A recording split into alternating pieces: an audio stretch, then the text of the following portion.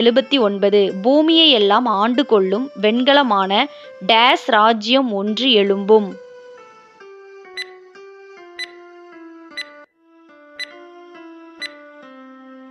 மூன்றாம் ராஜ்யம் ஒன்று எழும்பும். தானியேல் 2ஆம் அதிகாரம் 39ஆம் வசனம். கேள்வி எண் 80 இரும்பை போல உரமாயிருப்பது எது?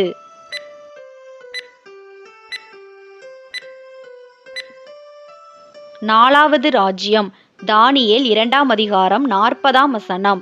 கேள்வி எண் 81 எல்லாவற்றையும் நொறுக்கி சின்ன பின்னமாக்குவது எது?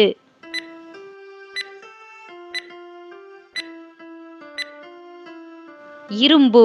தானியேல் 2ஆம் அதிகாரம் 40ஆம் வசனம். கேள்வி எண் 82 நொறுக்கி போடுகிற இரும்பு போல எல்லாவற்றையும் நொறுக்கி தகர்த்து போடுவது எது? நாலாவது ராஜ்யம். தானியேல் 2ஆம் அதிகாரம் 40ஆம் வசனம். கேள்வி எண் 83 நேபுகாத் நேச்சார் கண்ட சொப்பனத்தில் களிமண்ணோடே இரும்பு கலந்திருந்தது சரியா தவறா என கூறுக.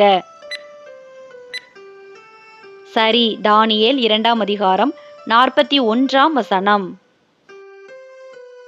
கேள்வி எண் 84 ராஜா கண்ட சொப்பனத்தில் சிலையின் எந்த பாகம் பிரிக்கப்படும் ராஜ்யத்தை குறிக்கிறது? பாதி களிமண்ணும் பாதி இரும்புமாயிருந்த பாதங்களும் கால் விரல்களும். தானியேல் 2ஆம் அதிகாரம் 41ஆம் வசனம். கேள்வி எண் 85 பிரிக்கப்படும் ராஜ்யம் ஒரு பங்கு டேஸும் ஒரு பங்கு டேஸுமாயிருக்கும்.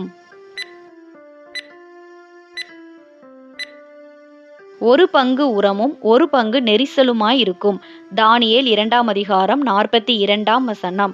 கேள்வி எண் 86 மற்ற மனுஷரோடே சம்பந்தம் கலப்பவர்கள் களவாதது போல ஒருவரோடொருவர் ஒட்டிக்கொள்ளாதிருப்பார்கள் சரியா தவறா என கூறுக. சரி. தானியேல் 2ஆம் அதிகாரம் 43ஆம் வசனம்.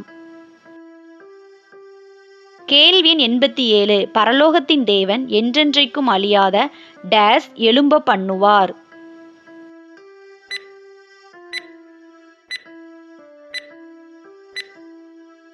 ஒரு ராஜ்யத்தை. தானியேல் 2ஆம் அதிகாரம் 44ஆம் வசனம்.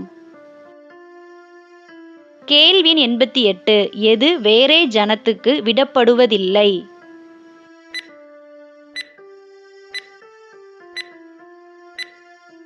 தேவன் எழும்ப பண்ணும் ராஜ்யம். தானியேல் 2ஆம் அதிகாரம் 44ஆம் வசனம். கேள்வி